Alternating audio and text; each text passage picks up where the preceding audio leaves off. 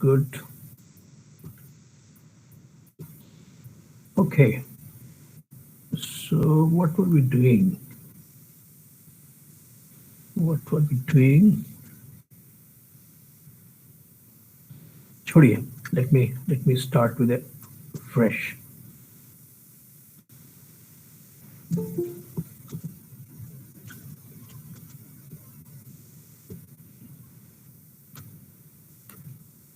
चलो खुला नहीं अभी तक.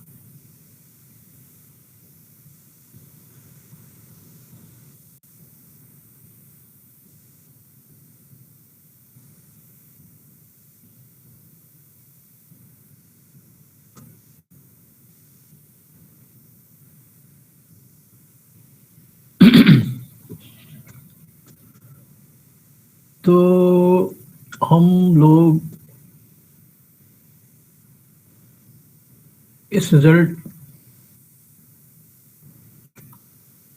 के बारे में विचार करना शुरू किया क्या ना, that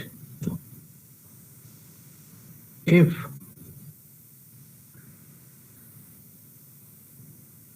all characteristic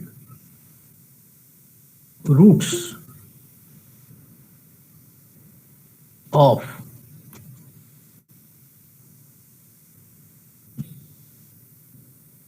T belonging to AVF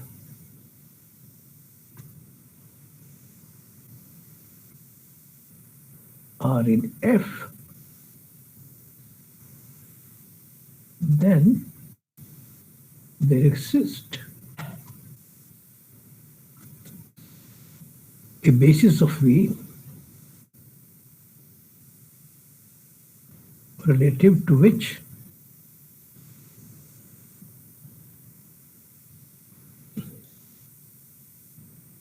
the matrix of T is triangular. इसको प्रूव कर रहे थे और हम लोगों ने कहा था कि proof is by induction on the dimension of V, right. So already we had seen कि अगर इसकी डायमेंशन 1 है, then the result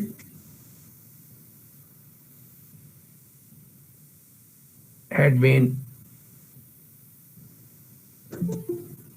already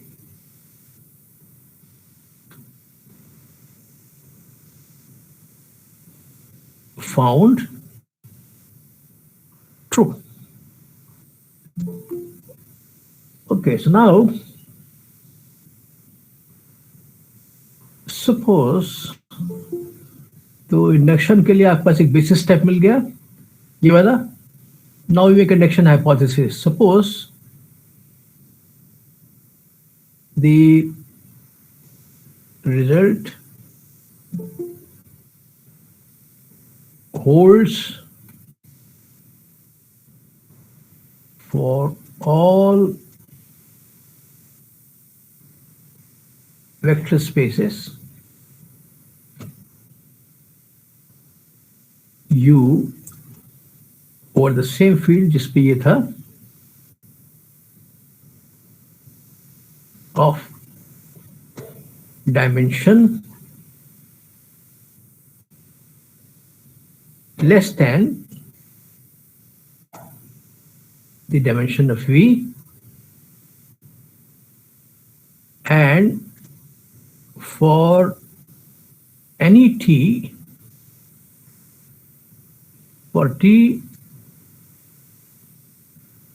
whose characteristic roots are in F.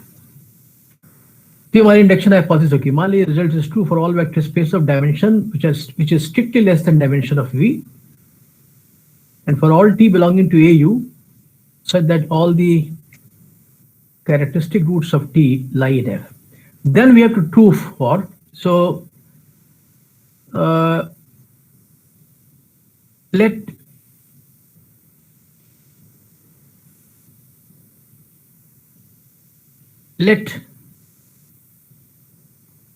dimension of V be equal to this thing, right? So that means we are already assuming the result is true for dimension up to n-1. तो अब इसके लिए prove करना है, मान लीजिए, right? So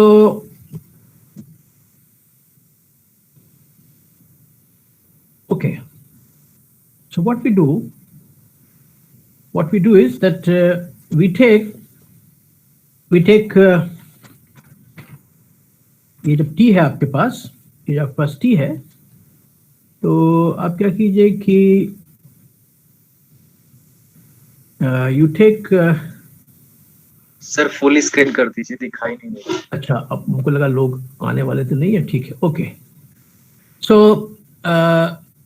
suppose the result holds for all vector spaces of dimension strict less than that of V, and for which whenever t belongs to this thing and t has all characteristic roots in this thing, then the result is true for this situation.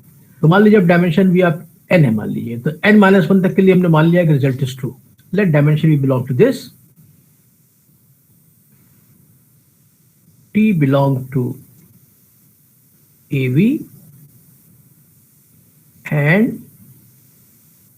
all characteristic roots of t be in F। इसके लिए prove करना है, ठीक है। So let λ1 be a characteristic root of t, then हमने मान लिया है कि all characteristic roots are in F, इसका मतलब कि λ1 belongs to this thing। अब चूंकि कैरेक्टरिस्टिक रूट है तो करस्पॉन्डिंग कैरेक्टरिस्टिक वेक्टर होगा, right? So we can find some characteristic root belong corresponding this thing, तो उसको मान लीजिए x1 बोल देते हैं। तो ये V में होगा, लेकिन ये 0 के बराबर नहीं हो सकता क्योंकि कैरेक्टरिस्टिक रूट की डेफिनेशन में 0 शामिल नहीं है। सच दैट जो कैरेक्टरिस्टिक रूट है, इसका मतलब कि t of x1 is equal to λ1 in x1, ये हो जाएगा। Now what we do is put W to be the subspace generated by this thing. Then by what we had seen yesterday, this is T invariant, या पर T invariant हो गया, ठीक है, T invariant हो गया, right? Now consider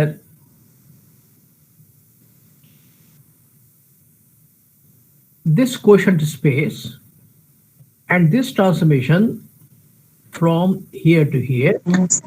sir we had के बाद आपने क्या लिखा है?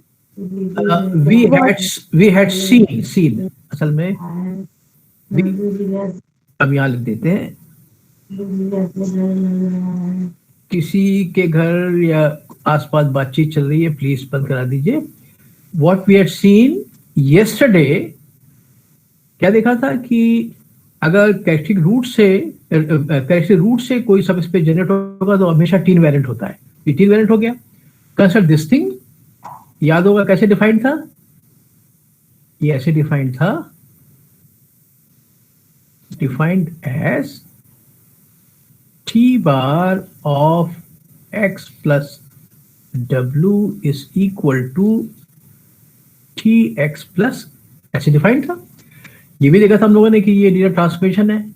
और भी कई चीजें देखी थी कि इसका जो मिनिमल पॉलिनॉमियल होगा वो t के मिनिमल पॉलिनॉमियल को डिवाइड करेगा, ये सब देखा था। ठीक है, तो उन सब चीजों का अब इस्तेमाल करेंगे। So take this W and consider this transformation. Now note that we know that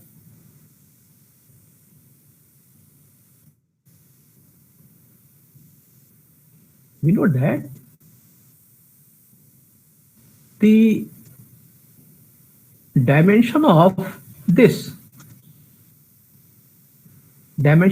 thing क्या होता है? This is equal to dimension of v minus, यही फॉर्मूला होता है।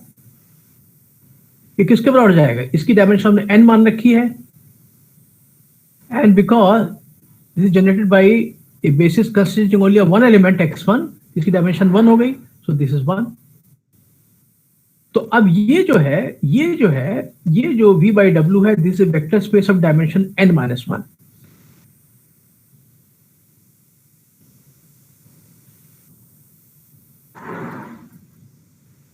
अब देखिए कि ये जो है ये बिलोंग कर रहा है किसको? इसको।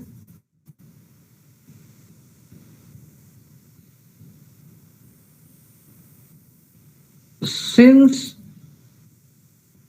the minimal polynomial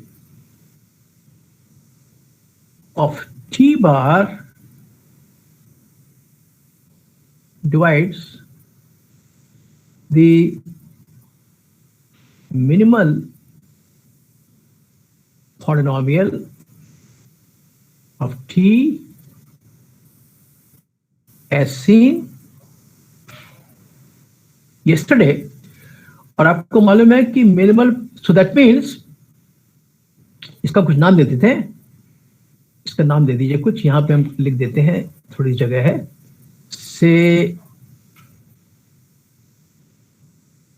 P1x minimal polynomial of t, इसका नाम दे दीजिए कुछ और, इसको बोल दीजिए, मान लीजिए suppose I call it Px।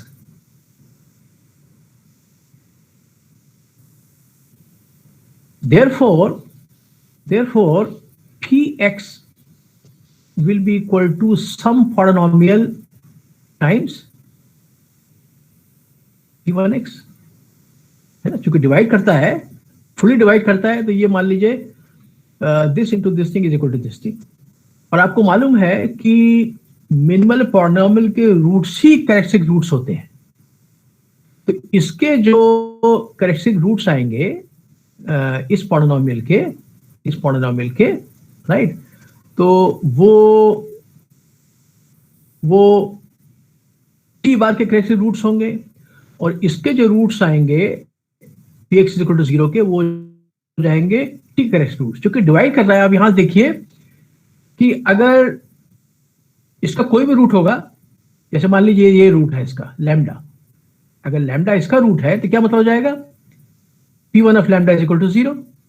तो इसका मतलब कि P lambda which is equal to Q lambda into P1 lambda, चूंकि ये 0 थी, भी 0 हो जाएगा, यानी कि लैम्डा अगर इसका रूट है तो लैम्डा इसका रूट भी हो जाएगा। फिर से रिपीट कर रहे हैं, क्योंकि डिवाइड करता है इसलिए ऐसे लिख सकते हैं। अगर लैम्डा इसका रूट हुआ तो आपको मालूम है कि characteristic root satisfy the minimal polynomial, that means P1 lambda is equal to 0। और यहां से क्या दिखाई पड़ रहा है? P lambda is equal to Q lambda into P1 lambda, लेकिन चूंकि P1 लैम्डा 0 है तो ये भी 0 हो जाएगा। So I can write, hence characteristic roots of T bar are also characteristic roots of T। ये इंपॉर्टेंट है। फिर से एक बार दोहरा दें, क्या क्या चीज का इस्तेमाल किया कि कैरेक्टरिस्टिक रूट्स क्या होते हैं? जो मिनिमल पॉलिनॉमियल के रूट्स होते हैं, नंबर 1। तो इसके कैरेक्टरिस्टिक रूट्स क्या हुए? जो P1 x इक्वल टू 0 को सॉल्व करने के बाद जो x के रूट्स मिलेंगे, और ऐसे इसके करेक्ट रूट्स क्या होंगे, px बराबर 0 करने के बाद जो x के रूट्स मिलेंगे वो इसके हो जाएंगे करेक्ट रूट्स, ठीक है। लेकिन यहां पर क्या है, क्योंकि बिकॉज ऑफ दिस थिंग, अगर इसका रूट लैम्डा हुआ यानी कि P1 lambda is equal to 0, तो अगर P1 लैम्डा 0 हो गया इसका मतलब कि P लैम्डा जो कि Q लैम्डा P1 लैम्डा के बराबर वो भी 0 हो जाएगा, यानी कि लैम्डा इसका भी रूट हो गया।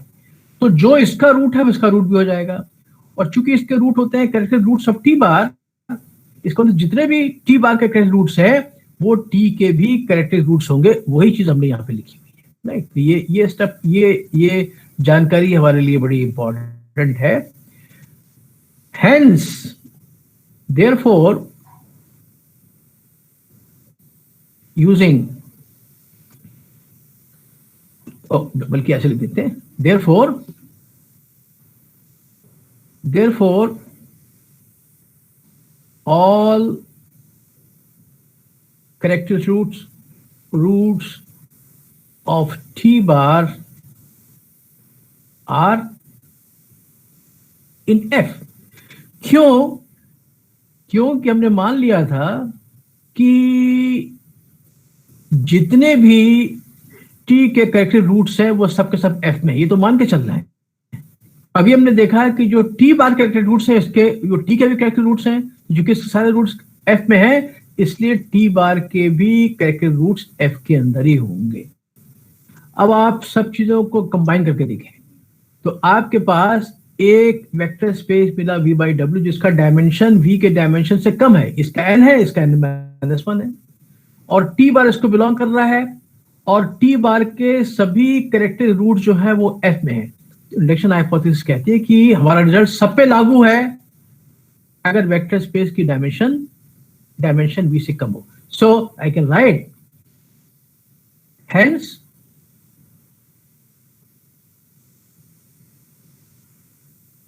using the induction hypothesis,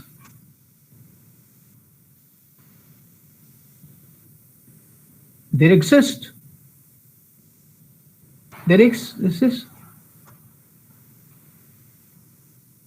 an ordered basis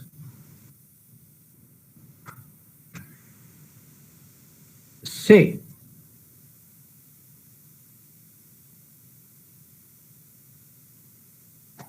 of t bar relative to which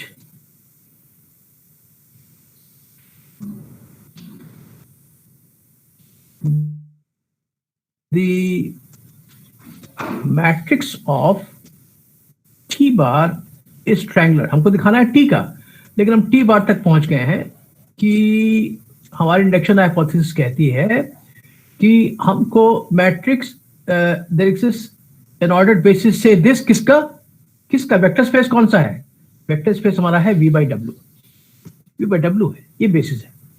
so there is a basis, तो बेसिस जो है v बाई डब्ल्यू की है, v बाई डब्ल्यू की डायमेंशन कितनी है, n-1 है, तो इसमें कितने एलिमेंट्स होंगे, इसके अंदर होने चाहिए n-1 एलिमेंट्स। तो उनको हम लिखेंगे, पहला एलिमेंट लिखेंगे x2 बार, फिर लिखेंगे x3 बार, फिर लिखेंगे वगैरह वगैरह, और यहां लिखेंगे हम xn बार। कितने हो गए, 1 2 3 n-1, क्योंकि 2 से स्टार्ट किया है ना, ये मिलेंगे। यहां पर इसका मतलब क्या है, where xi bar stands for xi plus w, जैसा कि आप पहले भी देख चुके होंगे कैसे भी डिनोट करते हैं। So the picture now is कि as far as t bar is concerned, because t bar is an element of this thing जिसकी डायमेंशन v की डायमेंशन से स्ट्रिक्टली कम है, और चूंकि t bar के भी सारे करेक्टेड रूट्स f में ही हैं, इसलिए हम इंडक्शन हाइपोथेसिस बड़ा सेफली अप्लाई कर सकते हैं, जिसके मुताबिक हमको t bar का एक बेसिस मिलेगा जिसके रिस्पेक्ट में t bar की मैट्रिक्स ट्रायंगल निकल के आएगी। लेकिन हमें चाहिए, हमें तो t की मैट्रिक्स चाहिए, हमें t की बेसिस v की बेसिस चाहिए जिसके रिस्पेक्ट में t की मैट्रिक्स, तो ये मदद कर देगी। कैसे, ऐसे। तो ये चूंकि ट्रायंगुलर है, अब ट्रायंगुलर का मतलब क्या हुआ? ट्रायंगुलर मतलब ये हुआ, ट्रायंगुलर का मतलब ये हुआ मेरे ख्याल से हम इसको जरा, इसका जरा वो ले लीजिए स्क्रीनशॉट, तो हम नेक्स्ट लिखेंगे। इसका स्क्रीनशॉट लीजिए। यस सर, हो गया। Okay, that's good. तो याद रखिएगा कि हमने आपको बताया कि हमारे पास हमारा नेक्स्ट पेज यहां से स्टार्ट होगा। नया स्लेट लिख रहे, चूंकि हमको जरूरत पड़ेगी, फिर वापस जाना पड़ेगा, तो हम थोड़ा सा अपनी आसानी के लिए, ये हो गया हमारा। हेंस ध्यान रखिए, इसकी बेसिस जो है, तो आप किसी ट्रांसफॉर्मेशन की मैट्रिक्स कैसे निकालते थे? याद कीजिए, आप निकालेंगे टी बार ऑफ x2 क्या है, टी बार ऑफ x3 क्या है, टी बार ऑफ x4 बार क्या है, वगैरह वगैरह वगैरह, टी बार ऑफ xn बार क्या है, और इसको लिखेंगे एज ए लीनियर। तो टी बार कहां से कहां तक था? देखिए, टी बार कहां से कहां तक था? टी बार था आपका यहां से लेके यहां तक था। तो जब आपने, फॉर एग्जांपल, आपने जब x2 बार की इमेज निकाली, तो यहां चला गया, ये आपका हो जाएगा टी बार x2 बार। लेकिन टी बार x2 बार चूंकि इसका एलिमेंट है और ये इसकी बेसिस है, so you can write this element as uniquely as a linear combination of the basis vectors, this thing. So this you can write as something into x2 bar plus something into x3 bar plus something into x4 bar plus something into xn bar. वैसे इसको भी लिखिएगा ऐसे ही, something into x2 bar plus something else into x3 bar वगैरह, सबको ऐसे लिख सकते हैं। लेकिन ध्यान रखिए कि चूंकि मिलने के बाद जो आपको मैट्रिक्स मिलेगी वो ट्रायंगुलर मैट्रिक्स मिल रही है, तो ये ऐसी मैट्रिक्स मिल रही है। मान लीजिए आपको ऐसी मैट्रिक्स मिल रही है, ये मैट्रिक्स मिल रही है, यहां तो कुछ होगा लेकिन यहां सब जीरो है, ये ट्रायंगुलर मैट्रिक्स हुई। तो इसका मतलब कि यहां पर क्या आएगा? यहां पर आएगा समथिंग इंटू x2 बार। ये तो मान लिया कि समथिंग इंटू x2 बार मिलेगा, लेकिन यहां क्या मिलेगा? यहां मिलेगा 0 into x3 bar plus 0 into x4 bar plus 0 into xn bar. यहां क्या मिलेगा? Something into x2 bar plus something into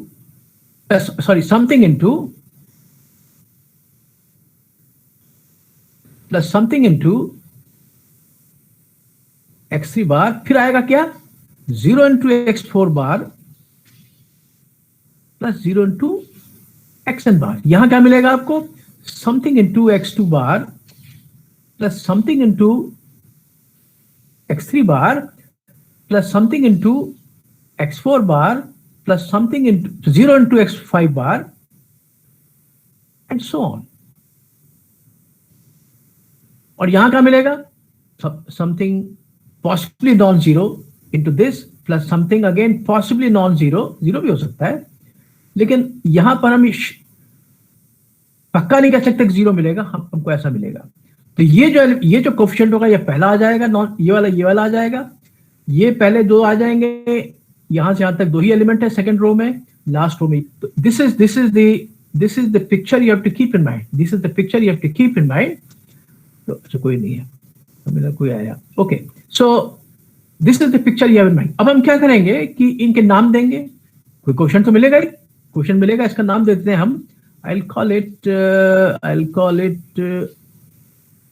alpha 21, ये तो जीरो हो गया। इसको बोलेंगे हम क्या बोले, I'll call it alpha 31, नहीं इसको बोलेंगे, सॉरी, अल्फा 22, I'm sorry, इसको हम बोलेंगे अल्फा 22 और इसको हम बोलेंगे okay, I will have to use this eraser. देखिए हम कर क्या रहे हैं, हमको हमको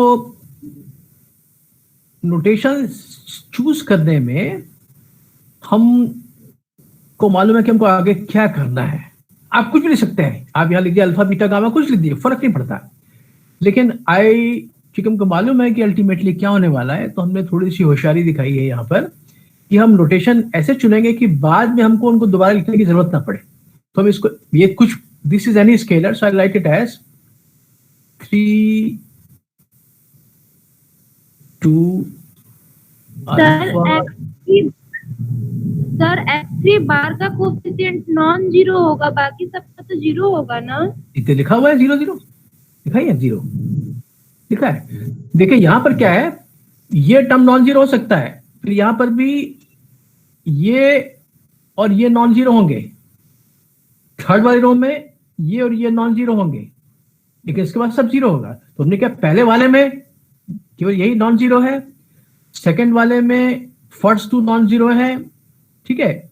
और ऐसे ही अब नाउ यू कैन गेस, यहां हम लिखेंगे अल्फा 4 2, अल्फा 4 3, अल्फा 4 4। तो हमने क्या होशियारी दिखाई कि okay, so you will get something like this thing. क्योंकि हमको मालूम है कि हमारे जो डायगोनल एलिमेंट्स होते हैं उनको अल्फा आई आई लिखने से अच्छा दिखाई पड़ता है, तो इसको ध्यान में देते हमने जानबूझ के ऐसा लिखा, ये क्योंकि पहला डायगोनल एलिमेंट होगा यहाँ का, इसको लिख दिया अल्फा 2 2, ये डायगोनल एलिमेंट ये वाला होगा, इसको लिख दिया अल्फा। तो इसीलिए हमने जानबूझ के नोटेशंस को ऐसे चुना है कि देखने में सुंदर लगे, कन्वीनियंट हो, but you can choose anything, देखने में अगली लगेंगे, right.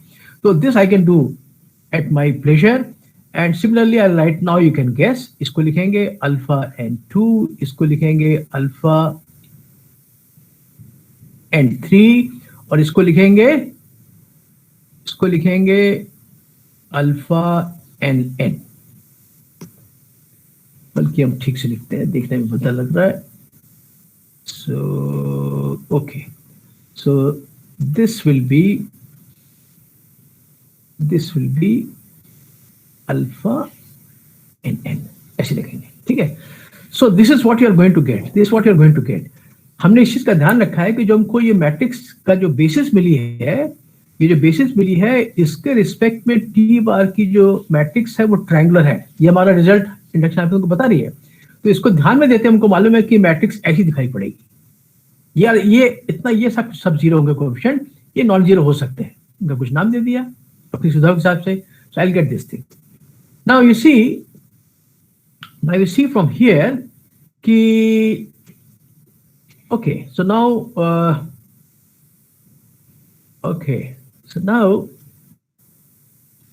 put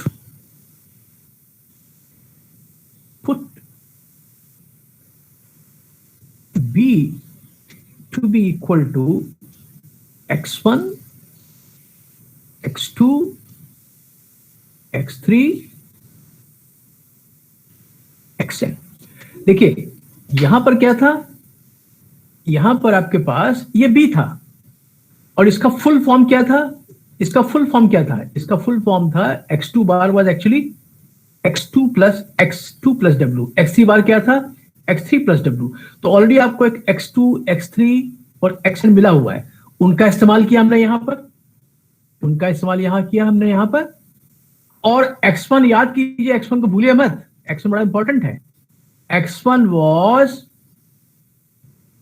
the eigenvector, and eigenvector corresponding to lambda 1। ये x1 फिक्स्ड है, ये वाला x1 था, ये वाला x1 है, और x2 x3 हमको यहां से मिल गए, उनको इकट्ठा कर लीजिए, n एलिमेंट्स मिल गए। ये n एलिमेंट्स मिल गए, याद कीजिए हमें चाहिए क्या, हमें चाहिए एक बेसिस v की, किस v की, जिसकी डायमेंशन n हो। तो जो बेसिस मिलेगी उसमें n एलिमेंट चाहिए हमको, तो हमने यहां पर एक n एलिमेंट्स वाला सेट तो प्रपोज कर दिया। अब अगर हम दिखा दें कि ये जो है बेसिस है, तो पहला काम क्या करेंगे, पुट दिस थिंग। तो we show that B is a basis of किसका? V का जिसकी डायमेंशन n है, ठीक है। फिर जब ये हो जाएगा तब हम नेक्स्ट स्टेप क्या होगा, हम दिखाएंगे इस बेसिस के रिस्पेक्ट में T के जो मैट्रिक्स है वाकई में ट्रायंगल निकल जैसे हम चाहते हैं। तो जिस बेसिस की हमको तलाश थी वो बेसिस एक्चुअली ये निकल के आएगी। तो पहले बेसिस दिखा दिया जाए।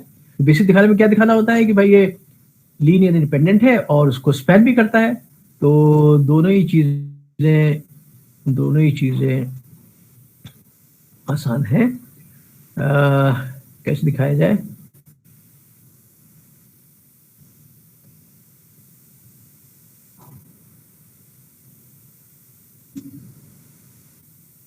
by showing that B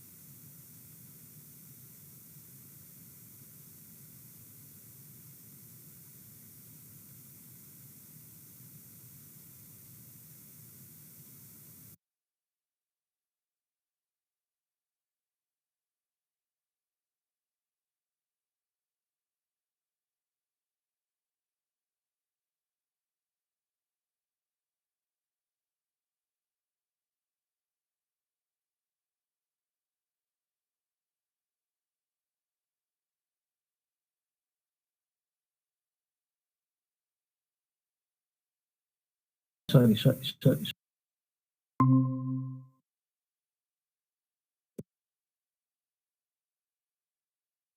which is equal x2 plus w। ये क्या है?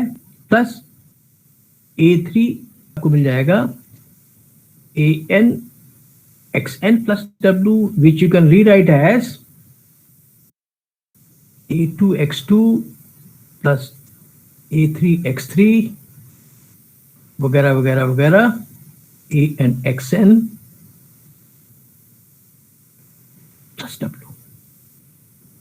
और ये चीज आपको मालूम है कि v by w में क्या होता है कि अगर दो एलिमेंट बराबर हैं तो इसका अर्थ ये होता है कि x minus y belongs to w। ये तो आपको बहुत पहले से मालूम है।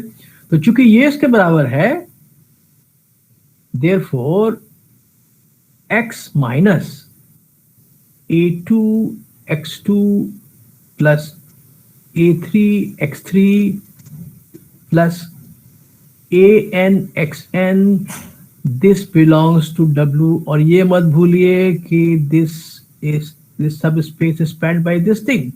और इसके एलिमेंट्स क्या हैं? Scalar multiples of x1। So therefore hence this element should be expressible as some scalar multiple of x1. So I can write hence x minus a2 x2 plus a3 x3 plus an xn should be equal to something into x1। और something को क्या लिखें?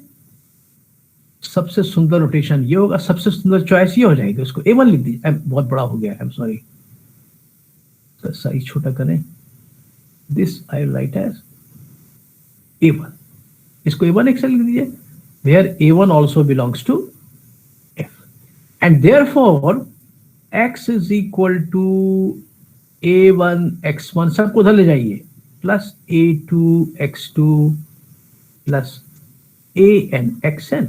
वाह, आपको दिखाई पड़ गया कि आपने किसी भी x को इनका लीनियर कॉम्बिनेशन लिख डाला, राइट, एंड देयरफॉर हेंस हम बड़ा सेफली कह सकते हैं कि माई v is spend by b, so that will take care of this thing, that will take care of this thing, तो v will span this thing. एक काम ही हो गया. अब दिखाना पड़ेगा कि ये लीनियर डिपेंडेंट है, तो उसके लिए हम थोड़ी सी जगह बना लें यहां पर. इसका हमको कोई काम नहीं है. We don't need this thing.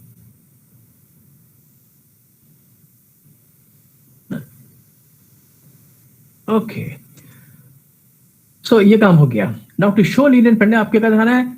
If something into x1 into something plus something into x2 plus something into x plus something into xn is equal to 0, तो सारे के सारे कोएफिशिएंट 0. यही तरीका होता है. तो मान लीजिए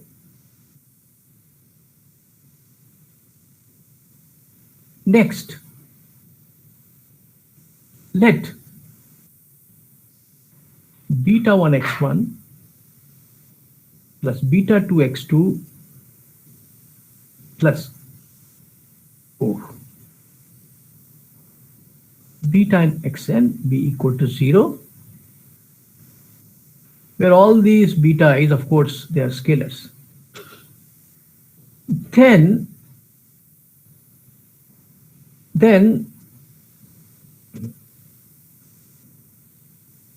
beta 1 x1 plus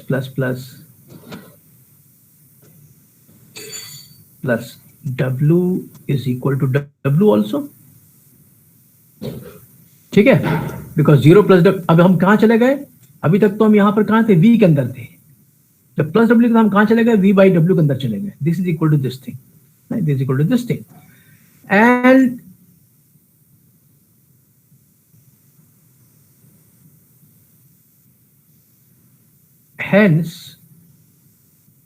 hence अब देखिए, चूंकि इसको कैसे लिखेंगे? अच्छा, ये एक स्टेप लिख ही देते हैं. और चलिए, हम लालच कर रहे थे जगह बचाने के लिए, but I will not do that. So hence this means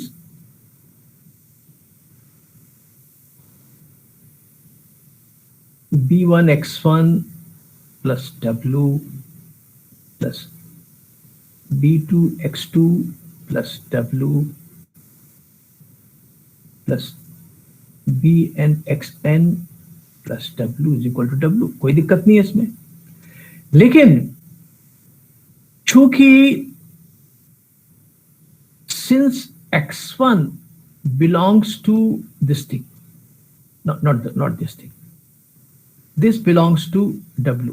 चूंकि w है क्या? w तो इसके बराबर था ना, तो इसमें x1 के सारे मल्टीपल्स हैं. दिस इज 1 into x1, इसको बिलोंग कर रहा है.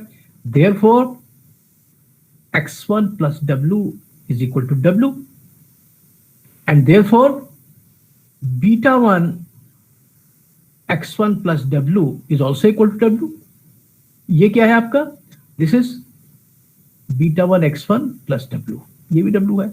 इसका मतलब ये जो एलिमेंट है ये v by w का 0 है. ये v by w का 0 है. थोड़ा सा और छोटा हो जाएगा. That means beta 2 x2 plus beta 3 x3 plus beta n xn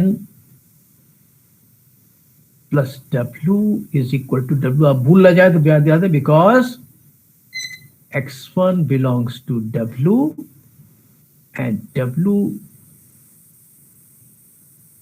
Okay, you'll get this thing. तो you'll get this thing. ये आपको हो जाएगा, ये इसके बराबर हो जाएगा.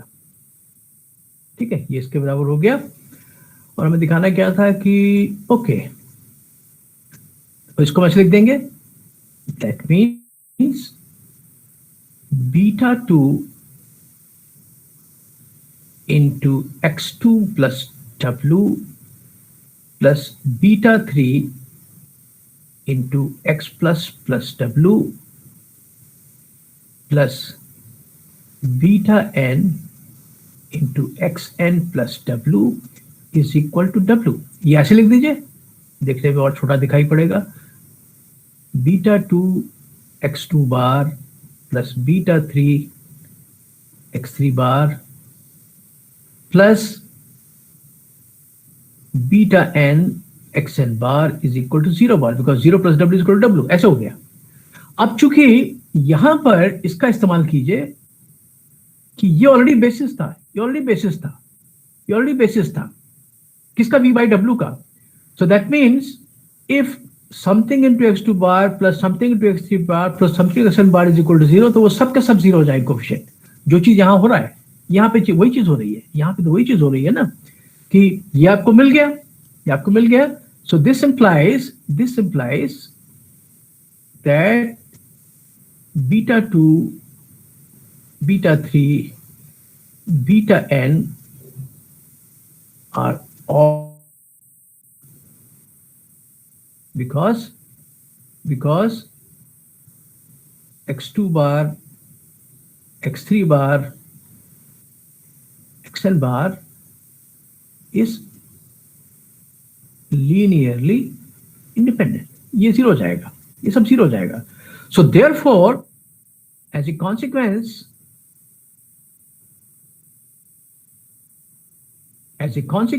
what is going to happen कि ये जो आपने लिखा था यहां पर, ये जो आपने लिखा था, ये इसमें बीटा 2 0 हो गया, बीटा 3 0, बीटा 1 0 हो गया। So you'll get beta 1 x1 is equal to 0, but then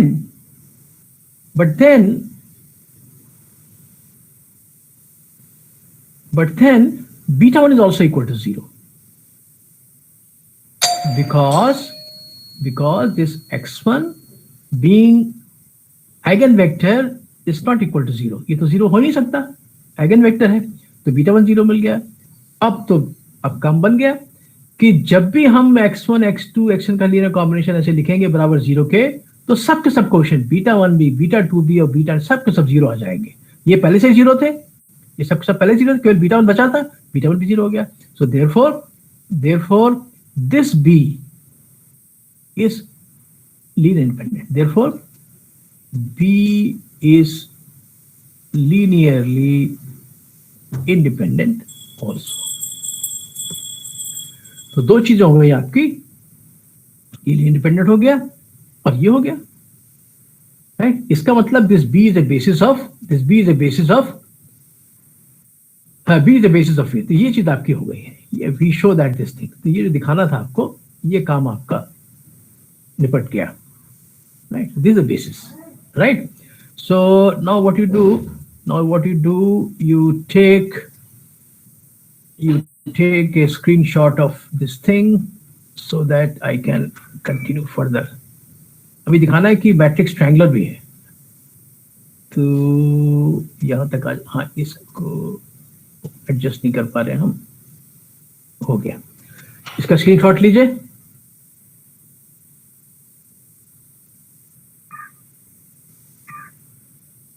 आगे बढ़े, हो गया sir. Yes sir. Now because I'll still need it, हम फ्रेश पेज पे नहीं जाएंगे और हम बिकॉज हमको फिर वापस आना पड़ेगा, तो I'll draw a line here और ये हमारा थर्ड पेज यहाँ से स्टार्ट होता है। अब एक चीज बाकी है हमारी कि अब हम दिखा, now we finally show that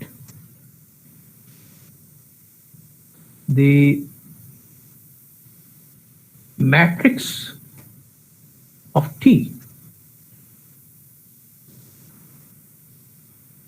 relative to this basis is triangular। और फिर हम लिखने के पहले फिर आप पिक्चर इमेजिन कीजिए, ट्रायंगुलर मैट्रिक्स क्या हो जाएगी, ऐसी कुछ होगी, ये सब 0 हो जाएगा। पहली वाली जो थी n-1 क्रॉस n-1 थी, ये वाली चाहिए हमको, इसमें एक बढ़ गया, एक एक्स्ट्रा रो कॉलम बढ़ गया, ठीक है, हमको ही चाहिए। तो यहां पर जो होगा, तो हम क्या करेंगे कि इसकी जो भी मैट्रिक्स आएगी कैसे निकालेंगे, कैसे निकालेंगे? जो पुरानी ट्रिक थी, हम लिखेंगे tx1, tx2, tx3 वगैरह वगैरह, फाइनली txn। और इनको लिखेंगे एज, क्योंकि t कहां से कहां तक था? t कहां से कहां तक था? t था फ्रॉम b टू b, और इसकी बेसिस क्या है? ये वाली थी x1, x2, x3, xn, ये बेसिस थी। इसको लिखेंगे as linear combination of x1, x2, xn, इसको भी लिखेंगे लीनियर कॉम्बिनेशन x1। लेकिन ध्यान है, जब लिखेंगे तो जो मैट्रिक्स निकलेगी उससे वो ऐसी आनी चाहिए। तो इस वाले केस में हमें क्या मिलना चाहिए? समथिंग इनटू x1 प्लस, बताइए, 0 इंटू x2 आना चाहिए, 0 इंटू x3 आना चाहिए, आना चाहिए। तो यहां पर तो आप बिल्कुल लकी हैं।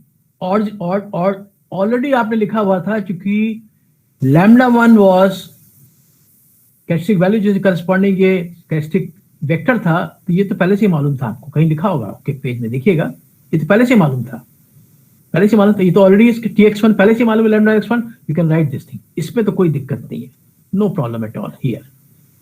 अब हमको यहां पर हमको tx2 को एक्सप्रेस करना है as linear combination of x1, x2, x3, xn bar, such that कि पहला कोएफिशिएंट हो सकता है नॉन जीरो हो, सेकंड पे सकता है नॉन, लेकिन बाकी सब जीरो आने चाहिए, बाकी सबके सब जीरो आने चाहिए।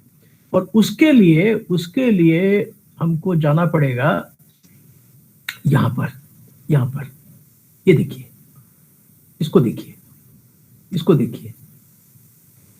राइट, इसको देखिए, ये वाली चीज को, I want you to see this thing, I just want to see this thing. तो इसको याद रखिएगा। तो हम अब इस पेज पे आते हैं, ओके, सेकंड पेज। तो सेकंड पेज में हम किस चीज का इस्तेमाल कर रहे हैं कि t bar of x2 bar is equal to alpha 2 x2 bar. ये था हमारे पास, राइट, ये हमारे पास था। तो यहां से हमको ये मिल जाएगा, कि यहां ये मिल जाएगा that t of x2 plus this is equal to alpha 2 x2 plus w, ये मिल जाएगा। और यहां से मिल जाएगा, so since this, therefore this, that means कि tx2 minus alpha 2 x2, this belongs to w, है ना? आपको याद है x प्लस w बराबर y plus w, if x minus y belong to w, तो वही चीज यहां पर जाएगी, ये हो जाएगा। और ये मत भूलिए कि this is nothing but the space spanned by this thing. तो इसका हर एलिमेंट जो है वो x1 का कोई स्क्वायर मल्टीपल है, तो क्या हो जाएगा? This should be expressible as tx2 minus alpha 21 x2 should be equal to some multiple of x1। और यहां हम चालाकी करेंगे कि यहां पर नोटेशन ऐसा चुनेंगे, ये सॉरी x, ये क्या था? ये था ना, ये सॉरी अल्फा 2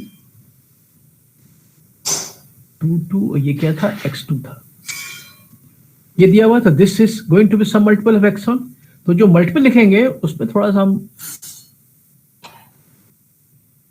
इसको जानबूझ के लिखेंगे alpha 21 for some alpha 21 belonging to f, ठीक है, ये मिलेगा। तो you can see that from here I can write this thing as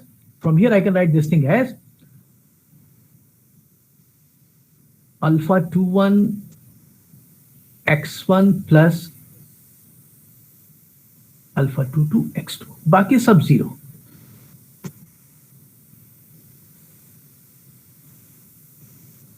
तो इसकी कारण क्या हुआ? इस चीज ने इंप्लाई किया, this whole thing implies this thing, this whole thing implies that you can write tx2 like this thing. एक और देख लीजिए, फिर बाकी तो क्लियर हो जाएगी पिक्चर। यहां पर क्या था? यहां पर था आपके पास t bar x3 bar is equal to alpha 32 कैसे दिखाई पड़ेगा हमको उस पेज पे ये चीज, आपको कैसे दिखाई पड़ेगा? हमको तो खैर याद है। सो एक बार फिर से देख लीजिए, बिकॉज आई कैन नॉट, ये चीज है t bar x3 bar is equal to alpha 32 x2 bar alpha 33 x3 bar. Okay, so याद कीजिएगा, हमको बताइएगा, हम चूंकि हमारे आपको दिखाई नहीं पड़ेगा आगे।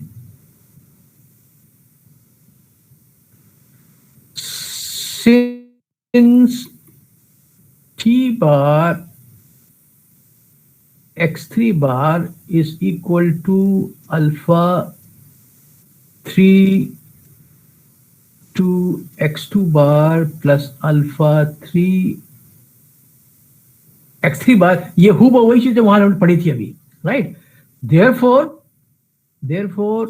t of x3 plus w is equal to alpha 32 x2 plus w plus alpha 33 x3 plus w, ये मिलेगा आपको, which you can rewrite as alpha 32 x2 plus alpha 33 x3 plus w,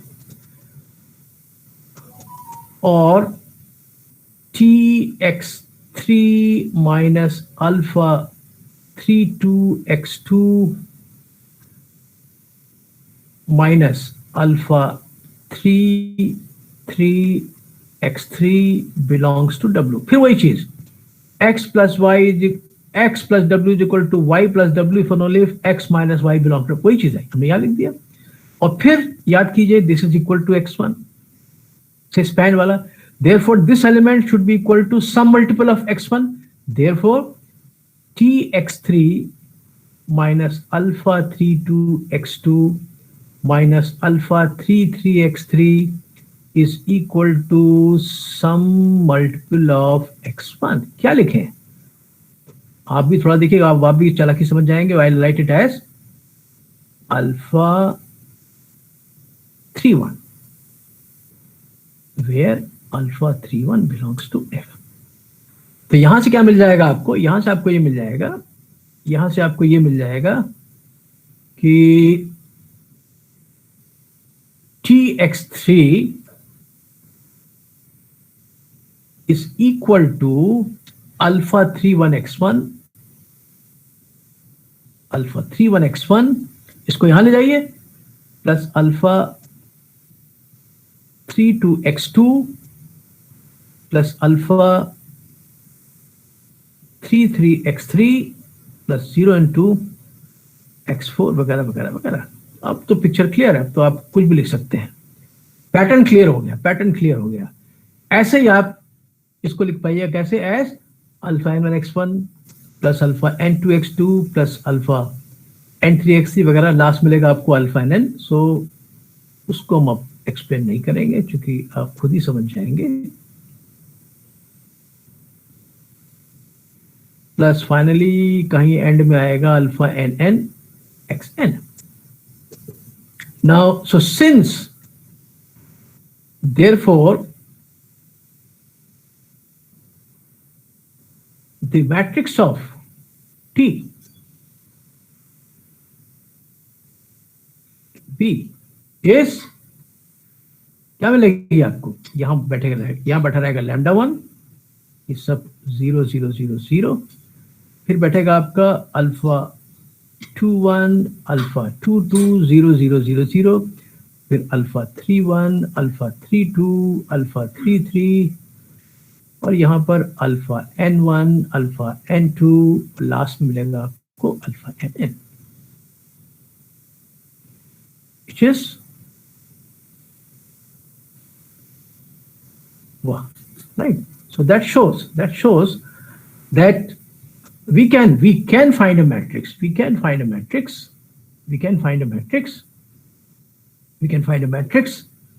with respect to which the matrix of, क्यों नहीं बराबर ये, अच्छा slow है, net slow है, तो आपको इसका शॉट चाहिए। Okay, so now you can take a screenshot of this thing, इसका ले लीजिए, ये हमारा थर्ड पेज हो गया। अरे फिर चला गया वापस। हाँ, इसका ले लीजिए screenshot. The matrix of this thing is later be is going to be triangular. तो आपको एक बेसिस मिल गई जिसके रिस्पेक्ट में टी की मैट्रिक्स ट्रायंगुलर निकल करके आ गई। तो दैट वाज ठीक है। ओके, सो दैट प्रूव्स हमारा यही उद्देश्य था। ज्यादा ही बड़ा हो गया। ओके, यही तुम्हारी थ्योरम थी। I don't know how to, वास्तविक मैट्रिक्स मिल जाए, ठीक है, और वो ऐसी मैट्रिक्स हो कि उसके सारे कैरेक्टर रूट जो है उस फील्ड के अंदर है, जिस फील्ड पे मैट्रिक्स, तो कैसे हम एक ट्रायंगुलर मैट्रिक्स निकालें जो कि उस मैट्रिक्स के सिमिलर हो। ठीक है, नेक्स्ट टाइम। ठीक है, so thank you very much. Thank you, sir. Thank you, sir. Okay, thank you. Thank you, sir. Okay, thank you very much.